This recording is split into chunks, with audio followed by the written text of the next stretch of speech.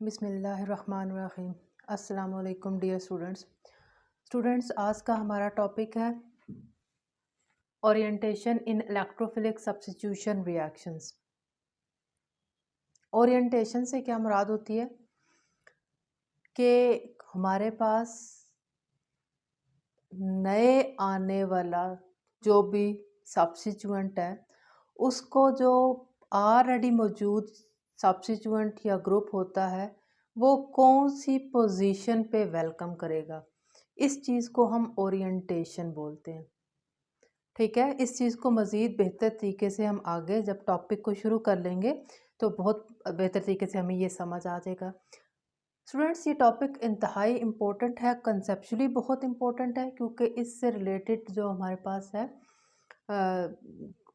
Critical questions जो हैं, reasoning questions जो हैं, इससे रिलेटेड पेपर में आ सकते हैं। इसलिए आप लोगों ने एंड तक इस लेक्चर को देखना है और इसको समझना है और इसके इम्पोर्टेंट पॉइंट्स को आपने नोट कर लेना है।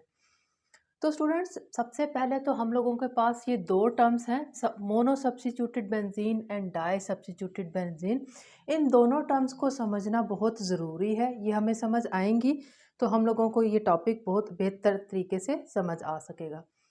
Mono mean single substituted benzene, यानी कि जब बेंजीन रिंग के ऊपर एक ग्रुप लगा होता है तो ऐसे बेंजीन को, ऐसे कंपाउंड को हम मोनो सब्स्टिट्यूटेड बेंजीन बोलते हैं।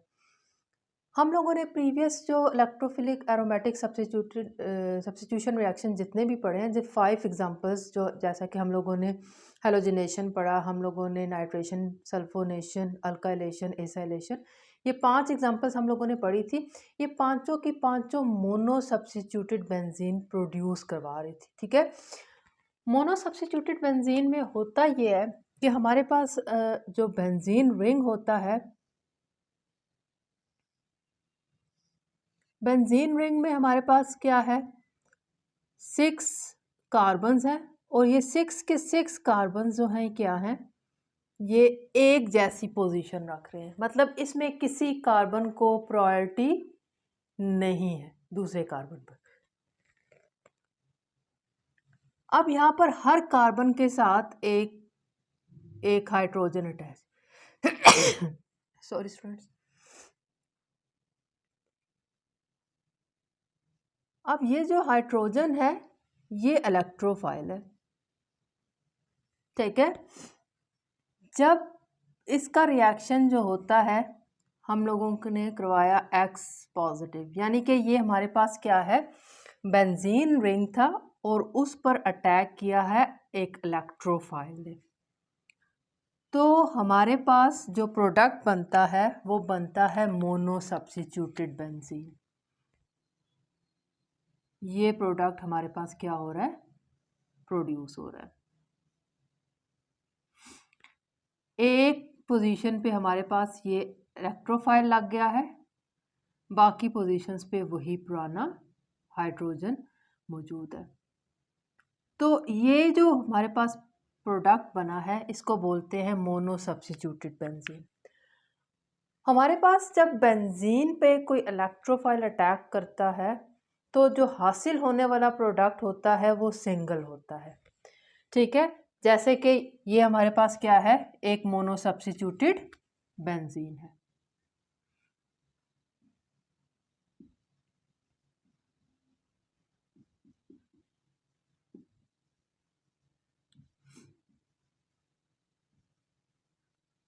ठीक है, यहाँ पर हाइड्रोजन ये वाला जो बेंजीन से निकला है। मोनो सब्स्टिट्यूटेड बेंजीन की एग्जांपल जो है वो पिछले 5 हमने जो एग्जांपल्स पढ़ी हैं वो मोनो सब्स्टिट्यूटेड बेंजीन की ही एग्जांपल्स हैं। जैसे फॉर एग्जांपल मेरे पास क्या था, हम लोग पढ़ चुके हैं कि हमारे पास होता है यहाँ पर बेंजीन, और बेंजीन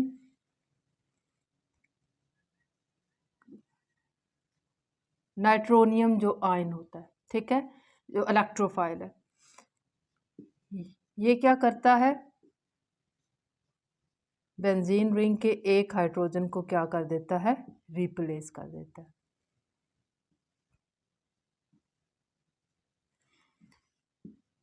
ठीक, तो हमारे पास जो प्रोडक्ट बन रहा था वो हमारे पास बनता है, एक सिंगल प्रोडक्ट बन रहा है, ठीक है। इसका नाम था नाइट्रोबेंजीन, नाइट्रोबेंजीन। अब सिंगल प्रोडक्ट का मतलब ये है कि हमारे पास जो है ना नाइट्रोबेंजीन, सिर्फ एक ही कंपाउंड जो है वो एज अ प्रोडक्ट हमें हासिल हो रहा है। अगर हमारे पास नाइट्रो ग्रुप इस कार्बन पे लगा है तब भी हम इसे नाइट्रोबेंजीन बोलेंगे। अगर इस पोजीशन की बजाय नाइट्रो मैं इधर लगा दूं तो तब भी ये वो सेम प्रोडक्ट ही है, कोई भी चेंज नहीं हुआ।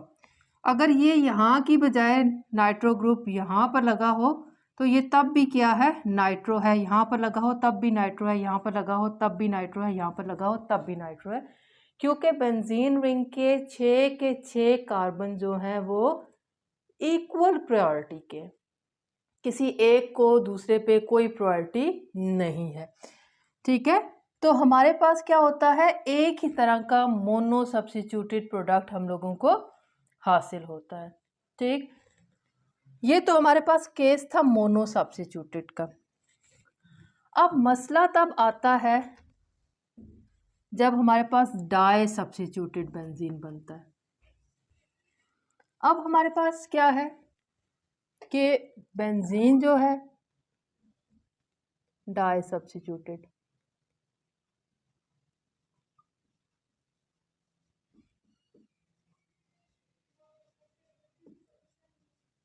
बेंजीन, तो इसमें हमारे पास बेंजीन के पास, अब जैसा कि ये मोनो सब्स्टिट्यूटेड बेंजीन है, ठीक है, ऑलरेडी एक इलेक्ट्रोफाइल इसके साथ अटैच है।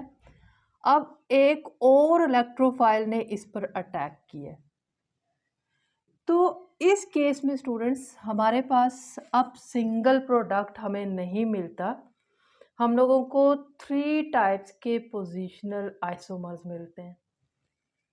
देखें प्रोडक्ट कौन कौन सी मुमकिन है, पॉसिबिलिटी हमारे पास क्या क्या है।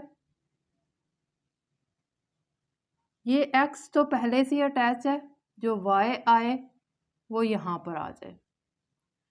दूसरी पॉसिबिलिटी क्या है,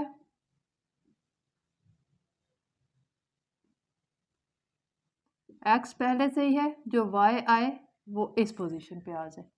और तीसरी पॉसिबिलिटी हमारे पास क्या है,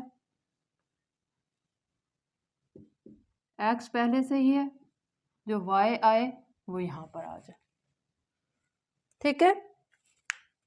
अब आप लोग ये ना ख्याल करना कि अगर Y यहाँ पर आएगा तो हमारे पास कोई चौथा प्रोडक्ट बन जाएगा, और अगर Y यहाँ पर आएगा तो कोई 5वां प्रोडक्ट बन जाएगा, ऐसा नहीं है, ठीक है हमारे पास असल में ये कि X के बिल्कुल साथ, X को अगर हम लोग 1 पोजीशन मानते हैं ना तो ये भी 2 पोजीशन है और ये भी 2 पोजीशन है।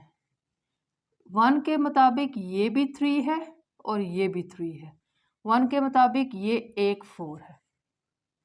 तो हमारे पास 1 2 पोजीशन को हम लोग यहाँ पर क्या बोलते हैं, हम इसको आर्थो बोलते हैं।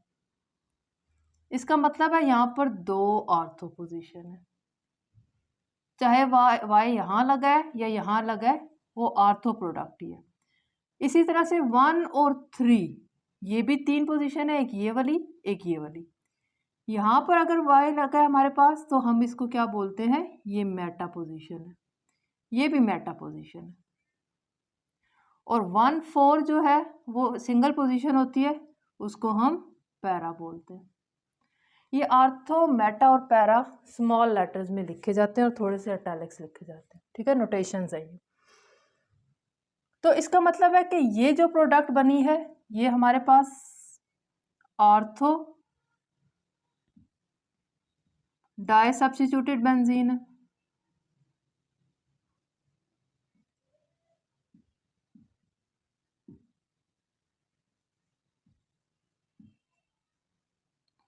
ये हमारे पास मेटा, इसको हम स्मॉल ओ से लिखते हैं, इसको हम स्मॉल एम से लिखते हैं, मेटा डाई सब्स्टिट्यूटेड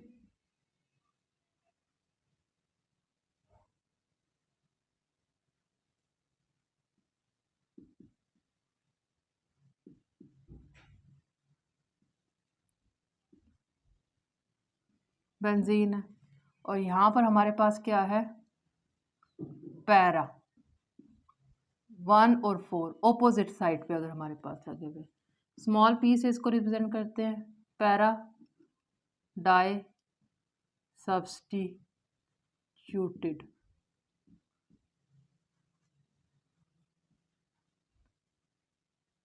बेंजीन।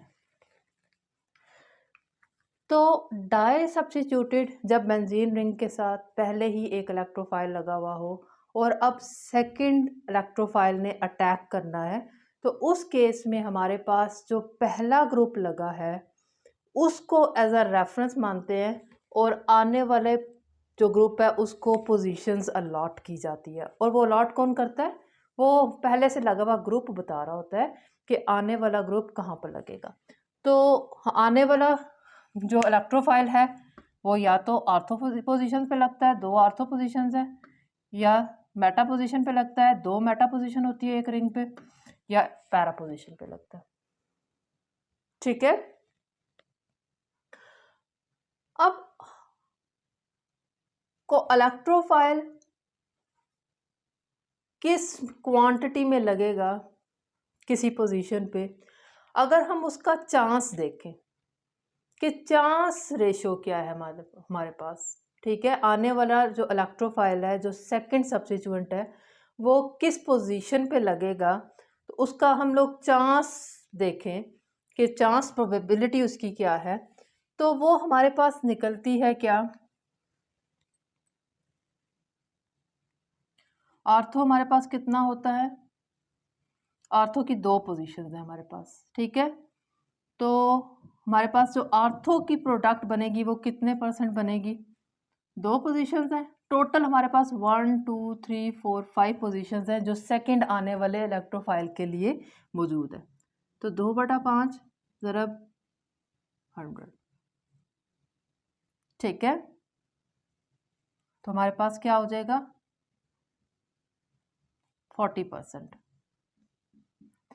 इसी तरह से हमारे पास जो मेटा है, ठीक है, वो भी हमारे पास 2 पोजीशंस हैं, ठीक है। इसका मतलब है आर्थो प्रोडक्ट चांस के मुताबिक कितना बनेगा, 40%। मेटा कितना बनना चाहिए, मेटा प्रोडक्ट वो भी 2 पोजीशंस हैं, मेटा और मेटा 5 में से, ठीक है। तो हमारे पास 40%। और जो पैरा है वो 1 पोजीशन होती है, तो 1/5, ठीक है। तो ये कितने % बनेगा, 20%, ठीक है। चांस रेशियो हमें ये बता रही है कि जब भी हम लोग ऑलरेडी एक सब्स्टिट्यूटेड मोनो सब्स्टिट्यूटेड बेंजीन पे एक सेकंड इलेक्ट्रोफाइल सब्स्टिट्यूट करवाते हैं, तो हमारे पास ऑर्थो जो है वो 40% बनना चाहिए, मेटा जो है वो 40% बनना चाहिए, और पैरा प्रोडक्ट जो है वो 20% बनना चाहिए। क्या असल में भी ऐसा होता है, हम लोगों को ये देखना है, ये हम लोगों को एक्सपेरिमेंटली पता चलेगा कि क्या वाकई असल में हम लोगों को इन्हीं परसेंटेजेस में प्रोडक्ट्स मिलती है, आर्थो मेटा और पैरा, ठीक है। ये हम लोग देखते हैं स्टूडेंट्स। अब हम लोगों ने देखना है कि क्या वाकई में ही हम लोगों को 40 और 20% आर्थो मेटा और पैरा प्रोडक्ट मिलती हैं। इस मकसद के लिए हम लोग क्या करते हैं कि हम लोगों ने करवा ली क्लोरीनेशन ऑफ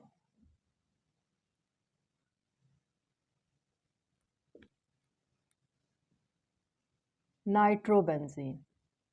अब यहाँ पर आप लोग गौर करें कि बेंजीन नहीं है, हम लोगों ने नाइट्रोबेंजीन की क्लोरीनेशन करवानी है, यानी कि जो प्रोडक्ट हम लोगों को मिलेगा वो एक डाई सब्स्टिट्यूटेड प्रोडक्ट होगा, ठीक है। तो नाइट्रोबेंजीन हम लोगों ने लिया,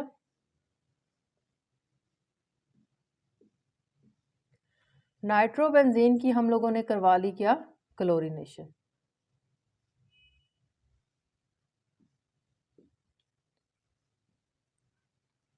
यस, अब एक्सपेरिमेंटली हम लोगों को ये मालूम हुआ कि सॉरी यहाँ पर नाइट्रो है, नाइट्रोबेंजीन जो कि एक मोनो सब्स्टिट्यूटेड बेंजीन है, उस पर जब क्लोरीन इलेक्ट्रोफाइल अटैक करता है तो हमारे पास क्या आता है, क्लोरीन आता है इस पोजीशन पे, यानी कि 1 और 3, इसको अगर हम रेफरेंस मानते हैं ना तो 1 2 3 मेटा पोजीशन पे है। तो इस ये हमारे पास क्या है, मेटा क्लोरो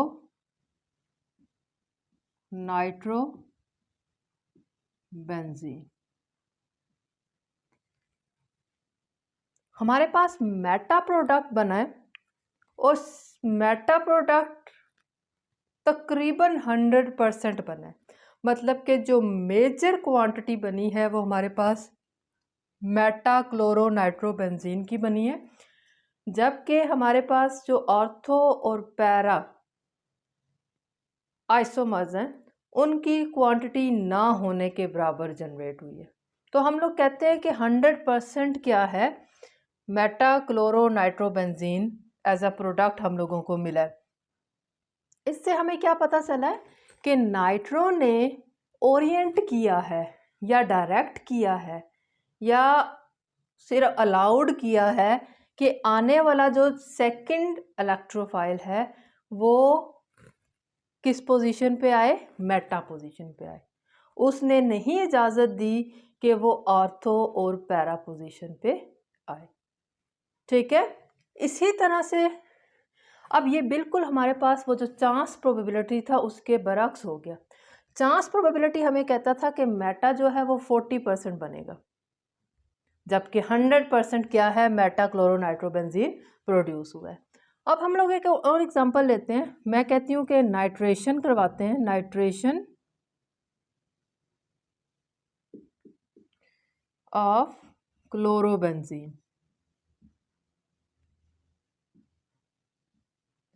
जब हम लोगों ने ये रिएक्शन प्रोसीड करवाया, क्लोरोबेंजीन की हम लोगों ने नाइट्रेशन करवाई। नाइट्रेशन हमें पता है nitric acid in the presence of sulphuric acid. तो हमारे पास क्या हुआ, दो प्रोडक्ट्स मिल रही हैं हम लोगों को। एक हमारे पास ये प्रोडक्ट बने और दूसरा हमारे पास ये प्रोडक्ट बने।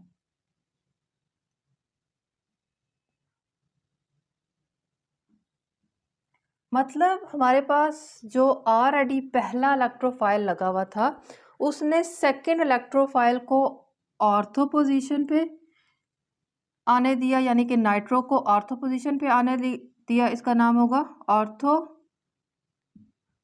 नाइट्रो क्लोरो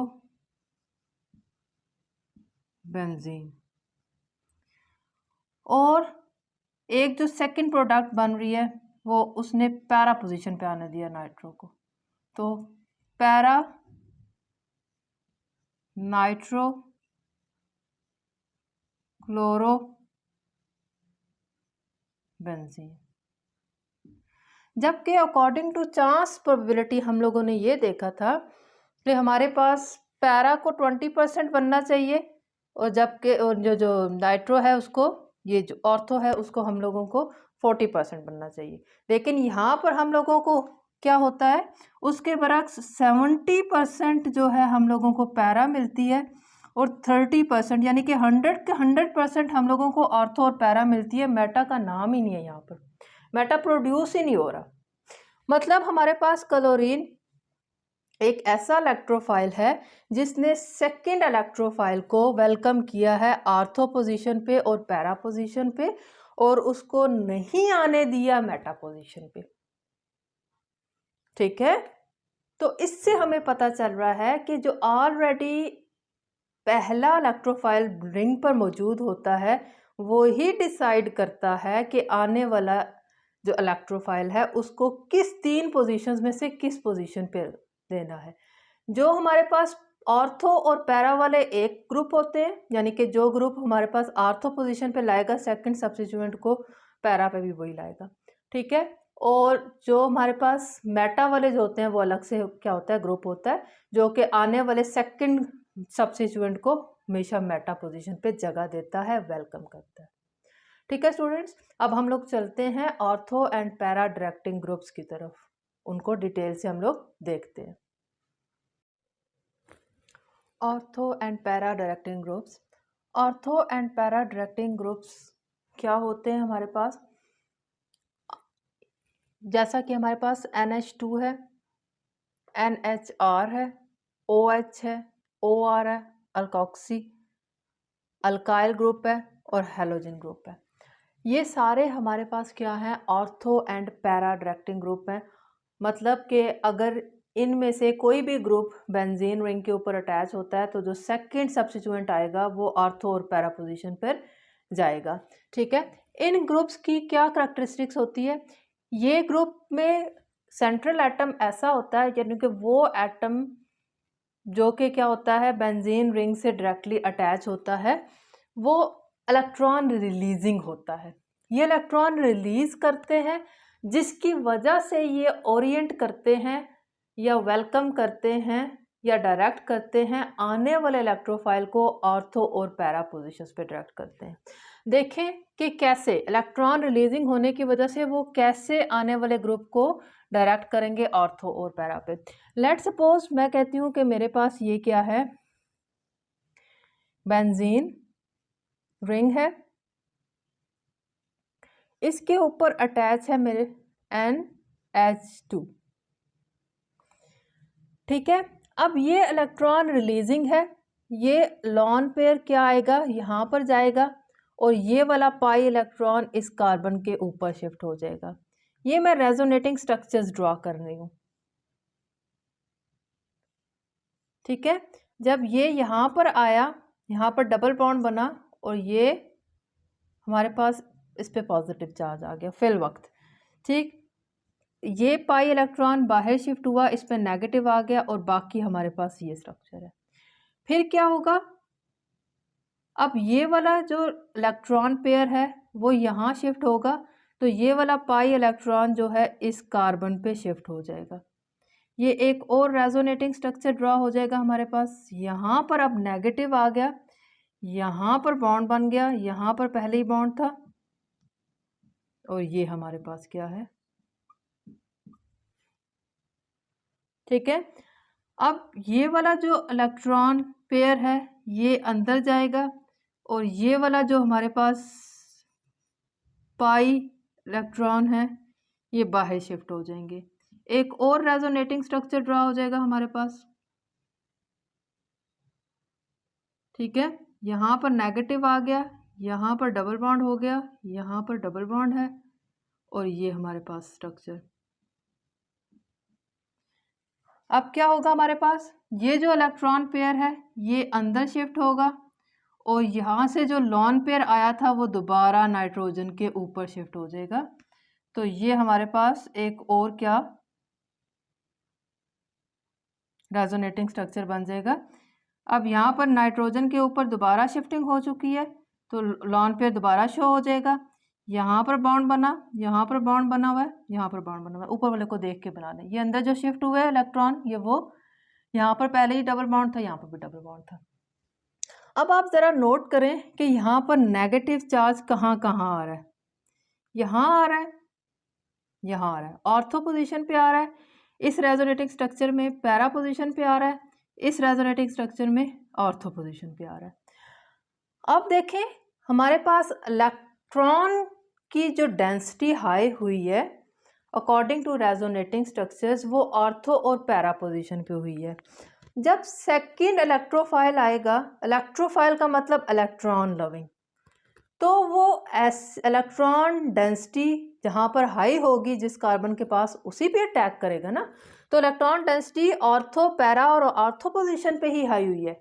इसका मतलब है कि आने वाला जो सेकंड इलेक्ट्रोफाइल है वो ऑर्थो और पैरा पोजीशन को ही प्रेफर करेगा।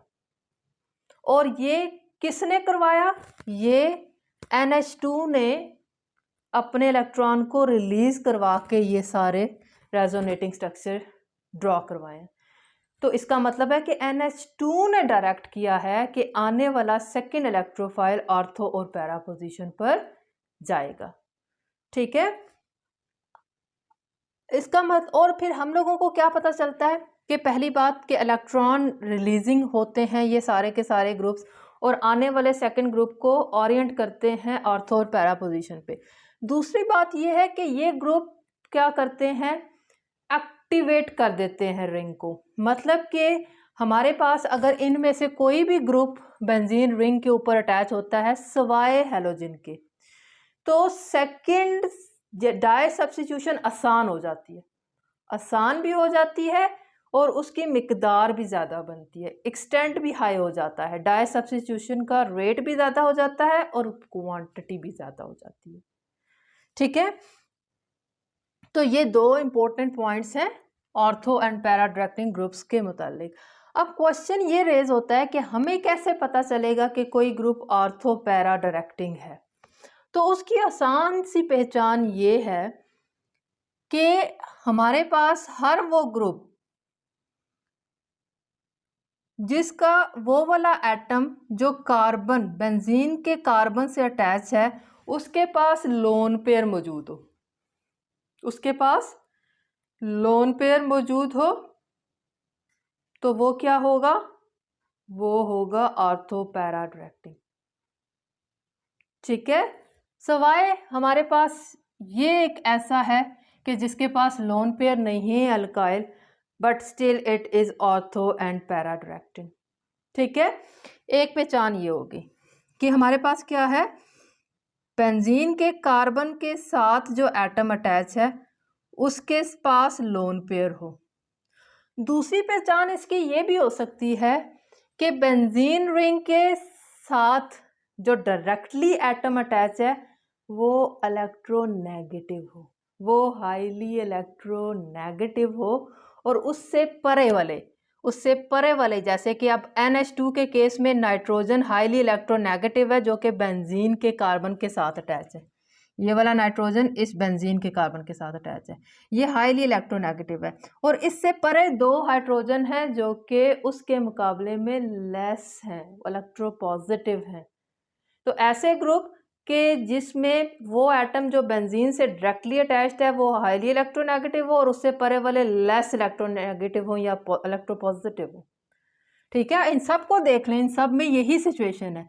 NHR, तो इनमें N अटैच होगा ना बेंजीन के साथ, रिंग के साथ, तो उसके पास लोन पेयर है, और ये N जो है इलेक्ट्रोफाइल ज़्यादा अच्छा इलेक्ट्रोफाइल है एज कम्पेयर टू H और R। इसी तरह से हमारे पास OH के केस में हमारे पास बेंजीन के साथ कौन सा एटम अटैच होगा, O अटैच होगा जो कि इलेक्ट्रोनेगेटिव है, और उससे परे H है जो कि लेस इलेक्ट्रोनेगेटिव है, इलेक्ट्रोपॉजिटिव है। ठीक है, अगर मैं OR की बात करूं तो उस केस में भी यही हो रहा है हमारे पास कि बेंजीन के साथ जो डायरेक्टली एटम अटैच है वो हमारे पास क्या है, इलेक्ट्रोनेगेटिव भी है। लॉन पेयर वाली दोनों तरीकों से आप शिनाख्त कर सकते हैं, लॉन पेयर भी मौजूद हो और वो इलेक्ट्रोनेगेटिव होगा, और उससे परे वाला क्या होगा, लेस इलेक्ट्रोनेगेटिव और इलेक्ट्रोपॉजिटिव। ये हमारे पास, अगर मैं यहाँ पर क्या लेती हूँ, CH3, तो CH3 में हमारे पास कार्बन जो है वो अटैच है किसके साथ, बेंजीन रिंग के साथ अटैच है डायरेक्टली। कार्बन के ऊपर कोई भी लॉन पेयर नहीं है, यहाँ पर उस तरह से पहचान नहीं हो सकती लॉन पेयर वाली कंडीशन के साथ। हाँ, अलबत्ता कार्बन मोर इलेक्ट्रोनेगेटिव है और हाइड्रोजन लेस, तो उस सेकंड जो तरीक़ेकार है शनाख्त का उस पर ये एप्लीकेबल हो जाता है। ठीक है, और हैलोजन के पास तो तीन क्या हैं, लॉन पेयर है। बट रिमेंबर कि हैलोजन जो है वो एक्टिव करने की बजाय रिंग को डीएक्टिवेट कर देते हैं। ठीक है स्टूडेंट्स, तो ये हमारे पास था सारा ortho and para directing group से रिलेटेड। स्टूडेंट, अब हम लोग जो है ना वो बेंजीन की और टॉल्वीन की क्या करते हैं, नाइट्रेशंस को एग्जांपल्स के तौर पे स्टडी करने लगे हैं। यहाँ पर आप लोगों ने गौर ये करना है कि ये जो हमारे पास मिथाइल बेंजीन है जिसको हम टॉल्वीन बोलते हैं, इसमें मिथाइल जो है ये आर ग्रुप है, यानी कि ये ऑर्थो पैरा डायरेक्टिंग ग्रुप है। ठीक है, तो हम लोग पढ़ चुके हैं कि ऑर्थो पैरा डायरेक्टिंग ग्रुप जो होता है वो क्या करता है, एक्टिवेट करता है रिंग को। रिंग को एक्टिवेट करने का क्या मतलब है वो हमें इन एग्जाम्पल से समझ आएगी। देखें, जब हमारे पास बेंजीन था, सिर्फ बेंजीन था, इसके ऊपर कोई भी इलेक्ट्रोफाइल अटैच नहीं है इस टाइम, हमने जब उसकी नाइट्रेशन करवाई, HNO3 के साथ नाइट्रेशन करवाते हैं in the presence of sulphuric acid, और टेम्परेचर हम लोगों को 50 to 55 डिग्री सेंटीग्रेड रखते हैं। ठीक है, तो उस केस में हमारे पास बनता है नाइट्रोबेंजीन। टेम्परेचर को ज़रा नोट कर लें, यहाँ पर 50 to 55 है। अब हम लोगों ने क्या कर दिया, बेंजीन के ऊपर एक ऑर्थो पैरा डायरेक्टिंग ग्रुप यानी कि CH3 लगा दिया। फिर हमने इस मोनो सब्स्टिट्यूटेड बेंजीन की करवाई है नाइट्रेशन सल्फ्यूरिक एसिड की मौजूदगी में। अब टेम्परेचर पे ज़रा गौर करें, टेम्परेचर यहाँ पर कम इस्तेमाल हुआ है, 30 to 40 इस्तेमाल हुआ है, और हमारे पास जो प्रोडक्ट बनी है वो एक बनी है ऑर्थो नाइट्रोटॉल्वीन, क्योंकि ऑर्थो पैरा डायरेक्टिंग है, और दूसरी बनी है पैरा नाइट्रोटॉल्वीन। तो स्टूडेंट, टेम्परेचर यहाँ पर कम इस्तेमाल हुआ है, ये इस चीज़ को लो टेम्परेचर क्या शो कर रहा है कि मिथाइल ग्रुप के आने की वजह से, यानी कि ऑर्थो पैरा डायरेक्टिंग ग्रुप के आने की वजह से जो रिएक्टिविटी है वो इंक्रीज कर गई है, रिएक्टिविटी इंक्रीज कर गई है, यानी कि सेकंड ग्रुप आने की जो टेंडेंसी है वो उसको वेलकम किया जा रहा है, उसको सपोर्ट किया जा रहा है। बेंजीन रिंग की रिएक्टिविटी बढ़ गई है, बेंजीन रिंग एक्टिव हो गया है। ठीक, अब हमारे पास क्या है, एक अगली कंडीशन देखें जिसमें हमने टेम्परेचर मज़ीद इंक्रीज़ कर दिया है। टेम्परेचर जब हम लोग 60 to 70 करते हैं और टॉल्वीन की नाइट्रेशन करवाते हैं, टेम्परेचर ज़्यादा करने से वो 30 to 40 पे हो गया था रिएक्शन, ऑर्थो और पैरा नाइट्रोटॉल्वीन मिली थी। अब 60 to 70 जब हमने किया है तो हमारे पास देखें ट्राई सब्स्टिट्यूटेड, हमारे पास क्या है, ये ट्राई सब्स्टिट्यूटेड बेंजीन बनना शुरू हो गई है, मतलब कि दो नाइट्रो ग्रुप। अब इस केस में हमारे पास 2,4 डाई नाइट्रोटॉल्वीन बना है। ठीक है, और ये क्यों 2,4 के, इसको मैंने 1 बोला तो ये 2 है, ये 3 है, ये 4 है, ये 5 है, ये 6, तो 2,4 डाई नाइट्रोटॉल्वीन। और दूसरा जो प्रोडक्ट बना है वो हमारे पास क्या बना है, ये 2 पोजीशन है, ये 3, ये 4, ये 5, ये 6, तो हमारे पास क्या है 2,6 डाई नाइट्रोटॉल्वीन बना है। अब इसमें देखें कि नंबर ऑफ नाइट्रो ग्रुप जो सब्स्टिट्यूट हो रहे हैं वो ज़्यादा हो रहे हैं, ऊपर एक एक नाइट्रो ग्रुप सब्स्टिट्यूट हुआ है, नीचे दो नाइट्रो ग्रुप सब्स्टिट्यूट हो रहे हैं। तो टेम्परेचर ने क्या कर दिया है, extent of nitration, extent of electrophilic aromatic substitution reaction को इंक्रीज कर दिया है। किस केस में, जब हमारे पास रिंग के ऊपर पहला इलेक्ट्रोफाइल जो है वो ऑर्थो पैरा डायरेक्टिंग लगा हुआ है, तो रिंग एक्टिवेट हो गया है फॉर द सेकंड सब्स्टिट्यूएंट। अब टेम्परेचर को मज़ीद इंक्रीज कर दें, 100 डिग्री सेंटीग्रेड कर दें, तो फिर देखें क्या होगा, एक्सटेंट ऑफ नाइट्रेशन मज़ीद इंक्रीज हो गई है। पहले 2 नाइट्रो ग्रुप अटैच हो रहे थे 60 to 70 डिग्री सेंटीग्रेड पे, 100 डिग्री सेंटीग्रेड पे 3 नाइट्रो ग्रुप सब्स्टिट्यूट हो रहे हैं, दोनों ऑर्थो पोजीशन और एक पैरा पोजीशन, यानी कि जितनी अवेलेबिलिटी थी ओरिएंट करने के लिए वो सारी की सारी पोजीशंस यहाँ पर कवर हो गई हैं। तो हमारे पास बना है ट्राई नाइट्रोटॉल्वीन, TNT बोलते हैं इसको, इंतहाई इंपॉर्टेंट मटेरियल है, एक्सप्लोसिव मटेरियल है ये। ठीक है स्टूडेंट, पेपर्स में इसके बारे में अक्सर पूछ लिया जाता है, इसके बनाने का तरीका पूछ लिया जाता है, और इसका जो फार्मूला है, स्ट्रक्चरल फार्मूला, वो भी ड्रॉ करने के लिए आ जाता है। ठीक है, अब हम देखते हैं मेटा डायरेक्टिंग ग्रुप्स को। ये जो नीचे लिस्ट दी गई है NR, ये हमारे पास क्या है, पॉजिटिव के साथ है। ठीक है, यानी कि N पे यहाँ पर पॉजिटिव चार्ज है। ये हमारे पास साइनाइड ग्रुप है, ये कार्बोक्सिल ग्रुप है, ये एल्डिहाइड ग्रुप है, और ये कीटोनिक ग्रुप है। ठीक है, ये कौन सा ग्रुप है, C डबल बॉन्ड O, और इसके यहाँ पर R अटैच है। ठीक है, तो कीटोनिक ग्रुप है, C double bond O R। तो ये सारे के सारे क्या है, Meta directing group. Meta attracting group की क्या दो प्रॉपर्टीज़ हैं, जिस तरह से ऑर्थो और पैरा की हम लोगों ने दो प्रॉपर्टीज़ कैरेक्टरिस्टिक्स देखी थी। तो मेटा अट्रैक्टिंग की होती है कि इलेक्ट्रॉन विथड्रॉइंग ग्रुप्स होते हैं, ठीक है, और आने वाले सेकंड सब्स्टिट्यूएंट को वो मेटा पोजीशन पे वेलकम करते हैं, मेटा पोजीशन पर लेके आते हैं, ठीक। अब इलेक्ट्रॉन विथड्रॉइंग होने की वजह से ये मेटा पोजीशन पे ला रहे हैं, हम ये देखते हैं कि ऐसा कैसे हो रहा है। फॉर एग्जांपल मेरे पास क्या है, ये बेंजीन रिंग और इसके ऊपर मैंने लगा दिया एल्डिहाइड ग्रुप जो कि एक मेटा अट्रैक्टिंग ग्रुप है। ये इलेक्ट्रॉन विथड्रॉइंग होते हैं। इलेक्ट्रॉन विथड्रॉइंग का मतलब क्या है कि इलेक्ट्रॉन को अपनी जानिब खींच लेते हैं। अब देखिए यहाँ पर कार्बन अटैच है ना, और कार्बन से परे जो है वो ऑक्सीजन अटैच है। ऑक्सीजन ज़्यादा इलेक्ट्रोनेगेटिव है कार्बन की निस्बत, तो ऑक्सीजन क्या करेगा, कार्बन पर से इलेक्ट्रॉन डेंसिटी खींच रहा है, जिसके नतीजे से कार्बन जो है वो ये वाले लॉन पेयर को बाहर की जानिब खींच लेता है। विथड्रॉइंग का मतलब बाहर की जानिब ये इलेक्ट्रॉन पेयर खींच गया। जब ये इलेक्ट्रॉन पेयर बाहर की जानिब खींच गया तो स्टूडेंट होता ये है कि हमारे पास क्या हो जाता है,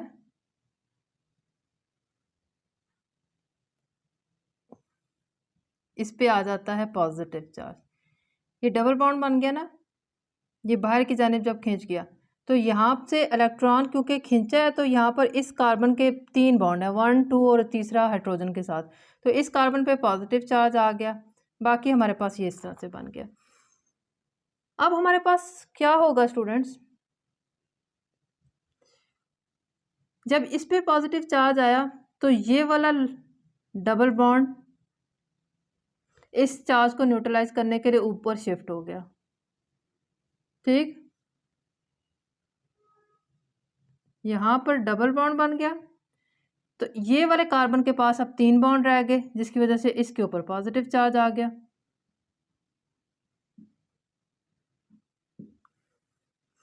ठीक है। अब इस पॉजिटिव चार्ज को न्यूट्रलाइज करने के लिए ये वाला पाई बॉन्ड इन दोनों कार्बन के दरमियान शिफ्ट होगा, तो क्या होगा हमारे पास, ये रेजोनेटिंग स्ट्रक्चर्स ड्रॉ कर रही हूँ मैं। ये वाला बॉन्ड जब इधर शिफ्ट हुआ, ये पॉजिटिव चार्ज जो था न्यूट्रलाइज हो गया, यहाँ पर पॉजिटिव चार्ज शिफ्ट हो गया क्योंकि अब इस कार्बन के 3 बॉन्ड बन रहे हैं, 2 साइडों वाले कार्बन के साथ और एक हाइड्रोजन के साथ,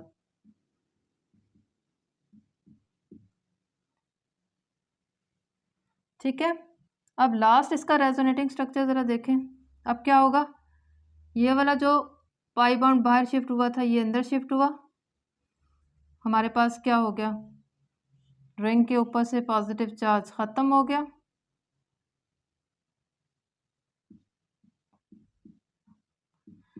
जब रेजोनेटिंग स्ट्रक्चर कंप्लीट होते हैं ना स्टूडेंट्स, तो हमारे पास पाई बॉन्ड रोटेट करके होते हैं। देखें पहले पाई बॉन्ड यहाँ, डबल बॉन्ड यहाँ था, अब डबल बॉन्ड आगे शिफ्ट हो गया, जहाँ जहाँ यहाँ डबल बॉन्ड है वहाँ वहाँ यहाँ पर सिंगल बॉन्ड बन चुका है।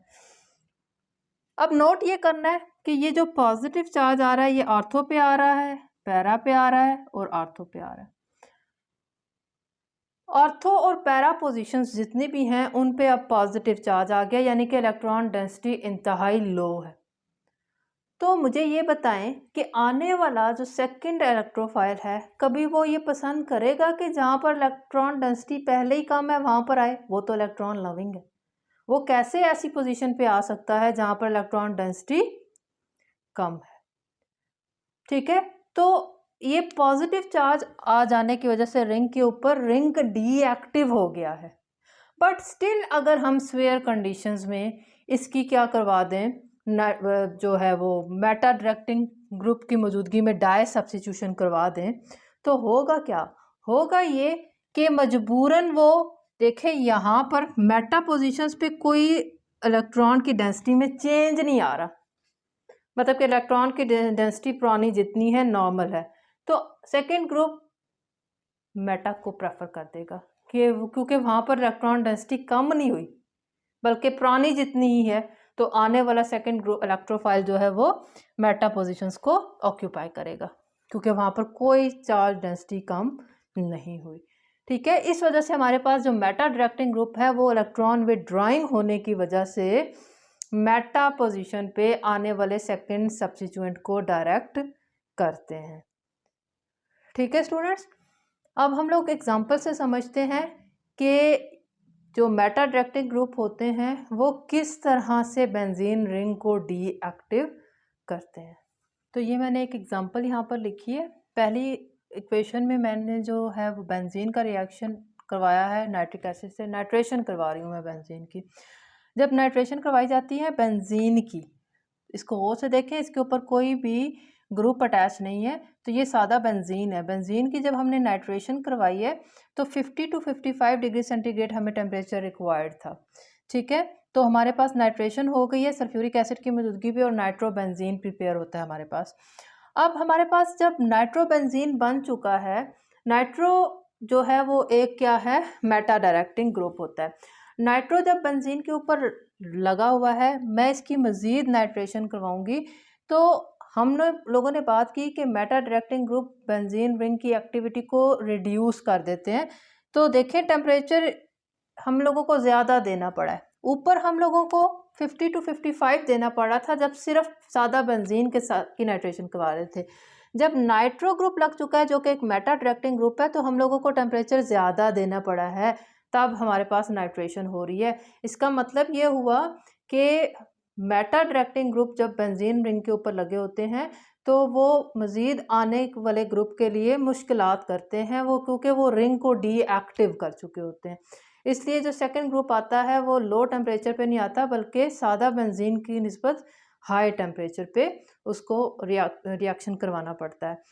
अब हम लोग देखते हैं कि बेंजीन, ये हम लोग मेटा डायरेक्टिंग ग्रुप्स को रिकॉग्नाइज कैसे करेंगे।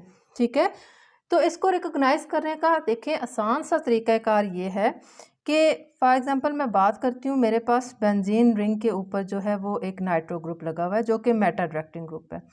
जब हमारे पास बेंजीन रिंग के साथ डायरेक्टली जो एटम अटैच हो वो लो इलेक्ट्रोनेगेटिविटी का हो और उससे परे जो एटम्स अटैच हों वो ज़्यादा हाई इलेक्ट्रोनेगेटिविटी के हों, तो ऐसे केस में ये मेटा डायरेक्टिंग ग्रुप्स होते हैं।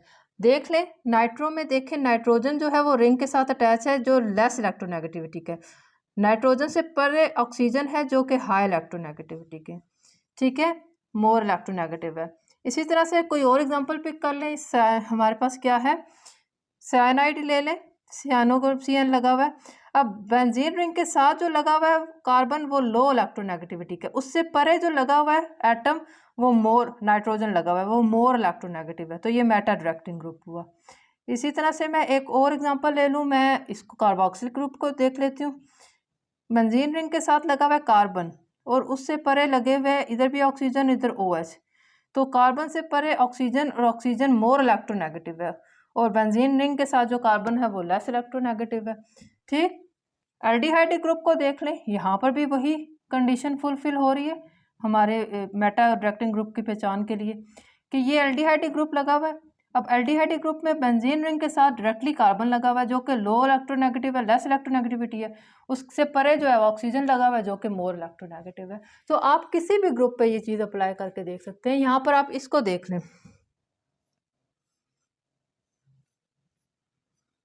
अब यहाँ पर लगा हुआ है हमारे पास N और यहाँ ऊपर इसके लगे हुए 3R यानी कि अल्काइल ग्रुप। अब देखने में हमें लग रहा है कि नाइट्रोजन तो बड़ा इलेक्ट्रोनेगेटिव है और R जो है वो लेस इलेक्ट्रोनेगेटिव है। नहीं, ये वाला नाइट्रोजन बहुत लेस इलेक्ट्रोनेगेटिव हो चुका है क्योंकि इसने 4 बॉन्ड बनाए हुए हैं, इसका लॉन पेयर है ही नहीं है इसके पास, इसका लॉन पेयर नहीं है इसके पास, वो ये यूटिलाइज कर चुका है, इसलिए ये वाला नाइट्रोजन लेस इलेक्ट्रोनेगेटिव है और ये वाले R जो है इसके मुकाबले में मोर इलेक्ट्रोनेगेटिव हो चुके हैं। तो हमारे पास क्या कंक्लूड हुआ आज के लेक्चर में कि हमारे पास ऑर्थो और पैरा डायरेक्टिंग ग्रुप जो होते हैं वो इलेक्ट्रॉन डोनेटिंग होते हैं, इलेक्ट्रॉन रिलीजिंग होते हैं और आने वाले सेकंड सब्स्टिट्यूएंट को ऑर्थो और पैरा पोजीशन पे जगह देते हैं। दूसरी बात कि वो बेंजीन रिंग को एक्टिव कर देते हैं, उसके एक्सटेंट ऑफ जो इलेक्ट्रोफिलिक रिएक्शंस को इंक्रीज कर देते हैं, मतलब कि ज़्यादा इलेक्ट्रोफिलिक रिएक्शन को प्रोसीड करवाते हैं। और मेटल अट्रैक्टिंग ग्रुप जो होते हैं उनसे बिल्कुल ऑपोजिट होते हैं, वो इलेक्ट्रॉन विथड्रॉइंग होते हैं। इलेक्ट्रॉन विथड्रॉइंग होने की वजह से वो आने वाले सेकंड इलेक्ट्रोफाइल को मेटा पोजीशन पे जगह देते हैं। ठीक है, पहली बात। दूसरी बात, वो बेंजीन रिंग को डीएक्टिव कर लेते हैं। तो स्टूडेंट, ये इंतहाई कंसेप्चुअल और इंतहाई इंपॉर्टेंट टॉपिक था। इससे मुतल्लिका बहुत से छोटे छोटे शॉर्ट क्वेश्चन जो हैं आपके जो है वो पेपर में आ सकते हैं। स्टूडेंट्स, अब अपना ढेर सारा ख्याल रखिएगा, पढ़ते रहिए। अल्लाह पाक हम सब के इल्म में इजाफ़ा फरमाए। अल्लाह पाक हम सब का हामी और नासिर हो। अल्लाह हाफिज़।